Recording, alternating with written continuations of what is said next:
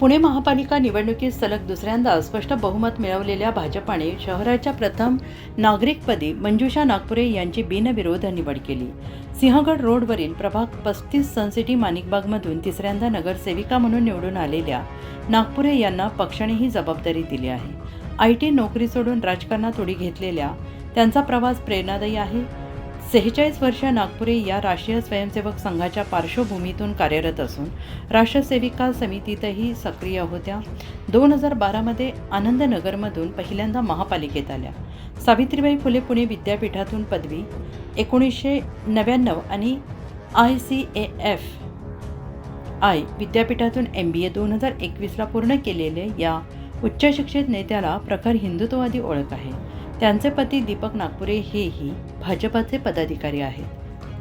कौटुंबिक मालमत्ता 3,22,00,000ची असून 2 मुलांसह 17 आणि 5 वर्ष एकच दुचाकी त्यांच्याकडे आहे. निवडणूक प्रचारात वाहतूक सिग्नल आधुनिकीकरण, साप्ताहिक पोलीस फॉरनच्या स्थानिक बातम्या आणि व्हिडिओ नक्की पहा, लाईक करा, शेअर करा, कमेंट करा. फ्लड आणि अलर्ट तुमच्या सिस्टीम, स्थानिक बातम्यांचे नदी व्हिडिओ सुशोभीकरण, आमच्यासोबत कचरा शेअर नियंत्रण, रुग्णालय अद्ययावत आणि डिजिटल शिक्षणाशी आश्वासने त्यांनी दिली आहेत. जिल्हा नियोजन स्थायी समिती, विधी लेखापरीक्षण, शहर सुधारणा, महिला बालकल्याण समित्यांवर काम केलं असून 2024 पासून भाजप पुणे शहर उपाध्यक्ष आहेत. विशेष सभेत बोलताना नागपुरे म्हणाल्या, जिजाऊ शिवराय टिळक, आंबेडकर, फुले, अण्णाभाऊ साठे, अहिल्याबाई होळकर यांच्या प्रेरणेने ही जबाबदारी स्वीकारते. केंद्र राज्य समन्वयाने प्रकल्प पूर्ण करू. RSS शताब्दी वर्षात पंचपरिवर्तन संकल्पनेवर भर देत पाणी, वृक्ष संवर्धन, प्लास्टिक मुक्ती आणि पर्यावरण संरक्षणाला प्राधान्य देत सांगितले.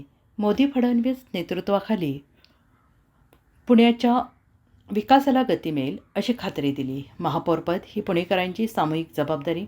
आरोग्य, पर्यावरण आणि सर्वांगीण प्रगतीसाठी एकजूट व्हा असं त्यांनी आवाहन केलं.